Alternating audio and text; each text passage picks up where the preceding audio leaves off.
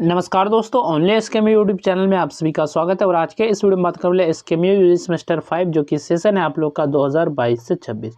और आज के इस वीडियो में हम लोग कवर करने वाले पॉलिटिकल साइंस मेजर पेपर 11 के जो है सेट 3 देखने वाले।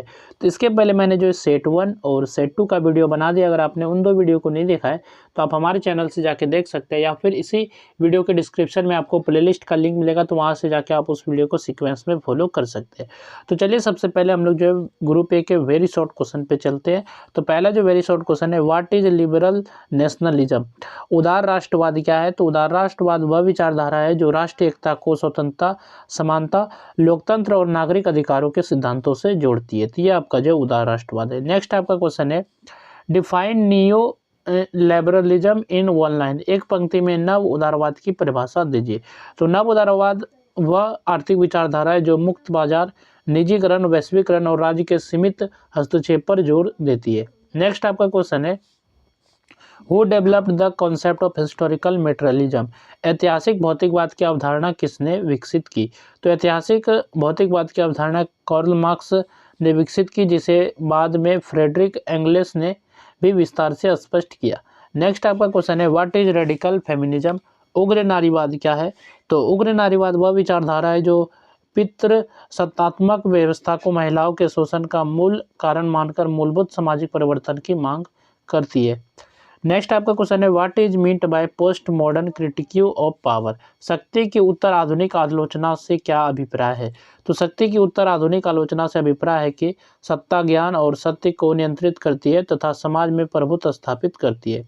इसके बाद यहाँ से जो आपका शॉर्ट आंसर टाइप क्वेश्चन है, यानी कि शॉर्ट क्वेश्चन शुरू होता है, और यहाँ से जो आपको शॉर्ट क्वेश्चन और लॉन्ग क्वेश्चन को अच्छे से तैयार करना है। ठीक है, तो चलिए क्वेश्चन नंबर 2 देखते हैं, जो कि पहला शॉर्ट क्वेश्चन है, explain the relationship between nationalism and democracy.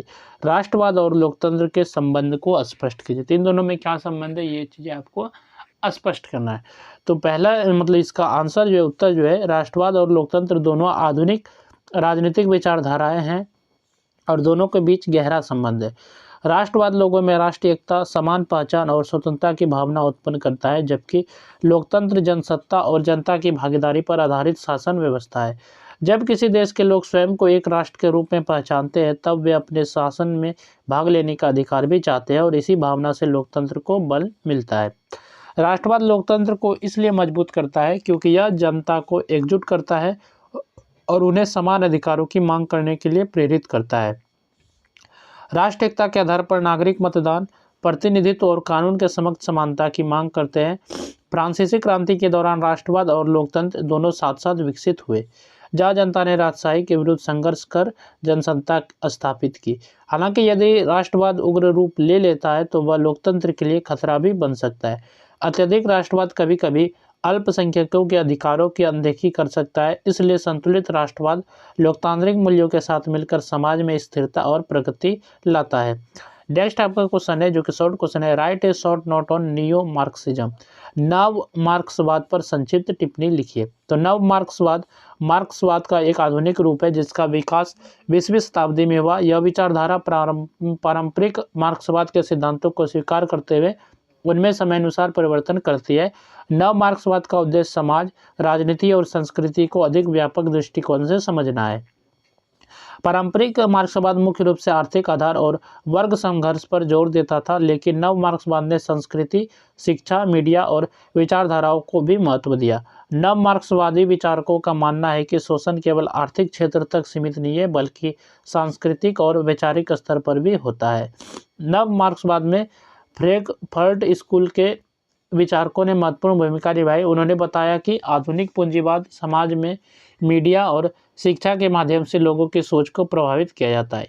इस प्रकार शासक वर्ग केवल आर्थिक शक्ति से ही नहीं बल्कि सांस्कृतिक प्रभाव से भी अपना नियंत्रण बनाए रखता है।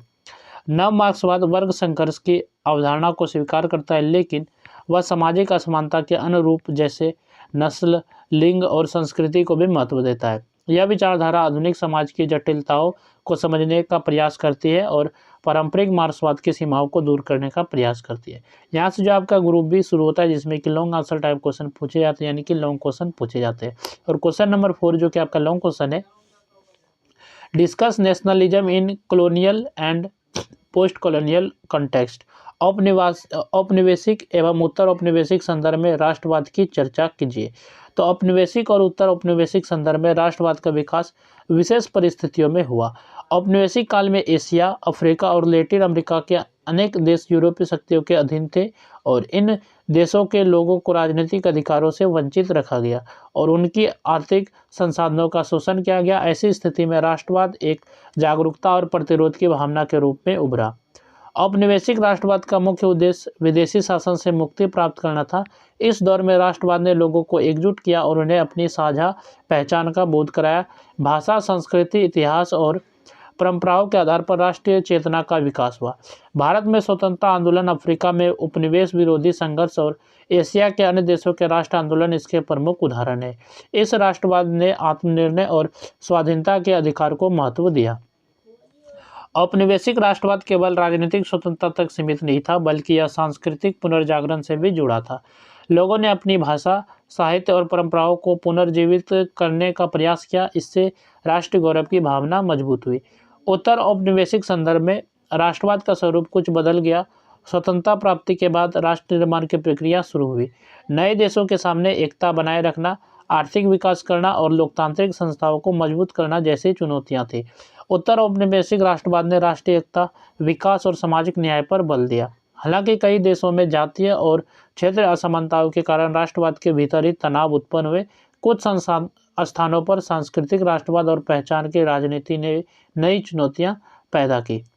इस प्रकार औपनिवेशिक काल में राष्ट्रवाद स्वतंत्रता का साधन बना, जबकि उत्तर औपनिवेशिक काल में यह राष्ट्र निर्माण और विकास का आधार बना। नेक्स्ट आपका क्वेश्चन है जो कि लॉन्ग क्वेश्चन है, critically examine liberalism and neo liberalism. उदारवाद एवं नव उदारवाद का समालोचनात्मक परीक्षण कीजिए। तो उदारवाद एक प्रमुख राजनीतिक विचारधारा है जो व्यक्ति की स्वतंत्रता, समानता और अधिकारों को महत्व देती है। उदारवाद का मुख्य सिद्धांत यह है कि प्रत्येक व्यक्ति को विचार, अभिव्यक्ति, धर्म और संपत्ति की स्वतंत्रता मिलनी चाहिए। यह विधि के शासन, सीमित सरकार और लोकतंत्र का समर्थन करता है। उदारवाद ने आधुनिक लोकतांत्रिक व्यवस्था, मानवाधिकार और संवैधानिक शासन को मजबूत बनाने में महत्वपूर्ण भूमिका निभाई है। उदारवाद का सकारात्मक पक्ष यह है कि इसने व्यक्ति की गरिमा और स्वतंत्रता को सर्वोच्च स्थान दिया। इसने निरंकुश शासन का विरोध किया और नागरिक अधिकारों की रक्षा की। कानून के समक्ष समानता और सहिष्णुता की भावना भी उदारवाद की देन है। हालांकि उदारवाद की आलोचना भी की जाती है। आलोचकों का कहना है कि उदारवाद ने आर्थिक असमानता की समस्या को पर्याप्त महत्व नहीं दिया। शास्त्र उदारवाद के अनुसार राज्य का हस्तक्षेप कम होना चाहिए, लेकिन इससे गरीब और कमजोर वर्गों की समस्याएं बढ़ सकती है। नव उदारवाद उदारवाद का आधुनिक आर्थिक रूप है जो मुक्त बाजार, निजीकरण और वैश्वीकरण पर जोर देता है। इसके अनुसार अर्थव्यवस्था में राज्य की भूमिका सीमित होनी चाहिए। नव उदारवाद के समर्थकों का मानना है कि मुक्त बाजार से प्रतिस्पर्धा बढ़ती है और आर्थिक विकास होता है।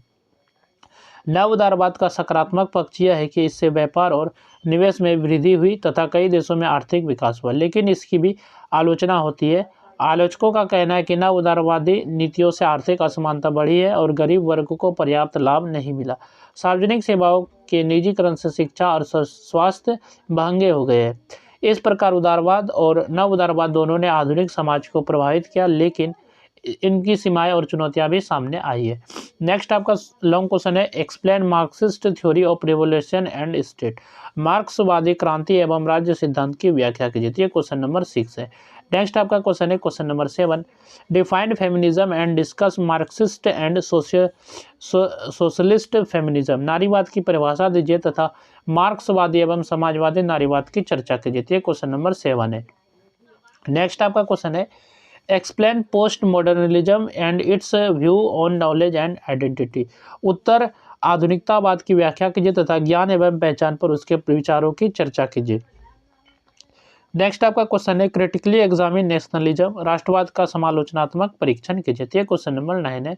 और यहाँ तक हम लोगों ने जो आपका मेजर पेपर 11 था पॉलिटिकल साइंस, जो कि सेमेस्टर 5 सेशन आपका जो है 22-26 था, तो उसके लिए 3 सेट कवर किए, सेट 1, सेट 2 और सेट 3। तो ये तीनों सेट आप लोग जो है हमारे चैनल से कर सकते हैं कंप्लीट। और बाकी जो है इसका डिस्क्रिप्शन में प्लेलिस्ट का लिंक देगा, तो वहाँ से आप सभी वीडियो को देख सकते हैं। तो चलिए फिर मिलते हैं नेक्स्ट वीडियो में। इस वीडियो में बस इतना ही।